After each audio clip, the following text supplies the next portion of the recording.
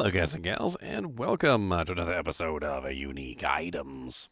Today, we're going to be looking at the Stormshield, which is actually two different versions of the Stormshield. There is the Gothic Stormshield, and then there is also the Tower Shield version of the Stormshield. I actually was unaware that there were two completely different versions of the shield, and this means that we have. Cody's always beating up my green screen, man. Freaking green screen beater. Got a little piece of it was showing up there. The Storm Shield actually spawns in two different versions, the unique Gothic Shield, and it also spawns as a unique Tower Shield, which also technically means that it can actually drop 2 times as often, since it has 2 different bases that it can potentially fall from, which means that it actually ends up being one of the most common unique shields that you can find in Diablo 1, and also arguably one of the best unique shields that you can find in Diablo 1, because I think it pretty much outclasses like all the other unique shields. As you can clearly see, right, this one is a Gothic Shield with 40 defense. It's indestructible and requires 80 strength requirement.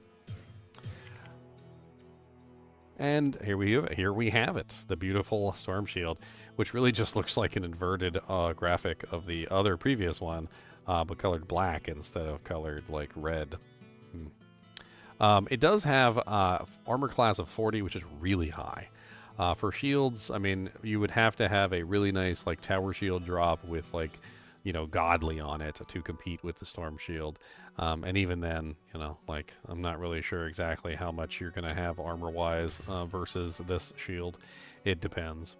The +4 damage from enemies is kind of nasty, though. So it increases all damage, physical damage from enemies by 4, which, I mean, not a huge deal, but definitely something that could potentially make things nasty.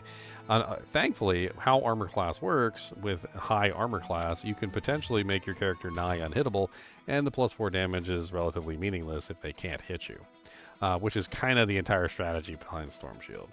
It also gives you +10 to strength, and indestructible status, which is kind of nice for farming. I would not shy away from indestructible items, because indestructible items, although they're not better than their blue counterparts, tend to be much better for farming, because you don't have to have any gold requirement for farming, and you get to essentially avoid having to pay any fees when you get back to town. You can also mindlessly farm with the indestructible items, which you cannot do with the non-indestructible items, because if the non-indestructible items break, well, they're gone forever. Whereas if the indestructible items are used nonchalantly and you don't really care about their general existence, they just ignore all pain and don't take any damage, which is really nice. It also comes with fast block, which fast block is definitely something that the sorcerer needs. The warrior doesn't really need it as far as I'm aware, and neither does the barbarian, because they both have it innately. But the sorcerer does in fact need it, and I think the rogue also needs it technically. I'm pretty sure.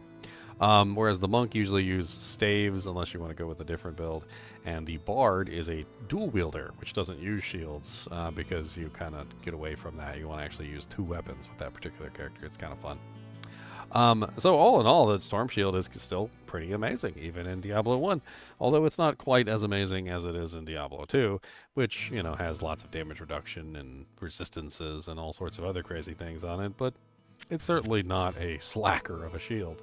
It's definitely the best of all of the unique item shields, although in general, I think a lot of people tend to lean more toward resistance shields than the Storm Shield, which, for instance, like if I were to have like a really nice Jade shield with, say, 45 all-res on it, I'd probably end up using that over the Storm Shield, just simply because it's going to cap out all my reses, and it saves me jewelry slots from being able to, like, stack resistances on those, which I can then use those resistances, or those jewelry slots, for something other than resistances and get, like, more attributes, or more mana, or more HP, or fastest hit recovery, or things that are going to be a little more beneficial to me.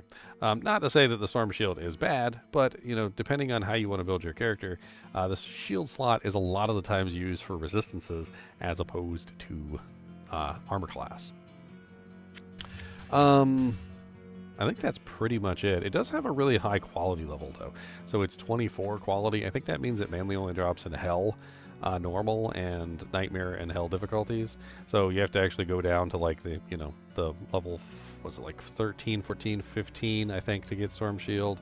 And then in Nightmare difficulty, it's pretty much the entire Nightmare, and then also Hell difficulty as well. But I don't think you can find this until you can actually get this base to drop, which is either the Gothic Shield base or the Kite Shield base, and then you have to be in a high enough area for the quality. So and it is common, but you still have to be high enough to actually get the item to fall. Or rather, in this game, low enough. Low. Gotta go down to the depths of hell. Yes. Let's take a look and see how much it sells for. Whoa, what can I do for you? 12,250. Not a bad little chunk of change there for the Stormshield. Yeah, not bad. Not bad at all. Ding, ding, ding, ding, ding, ding, ding, ding, ding, ding, ding, ding.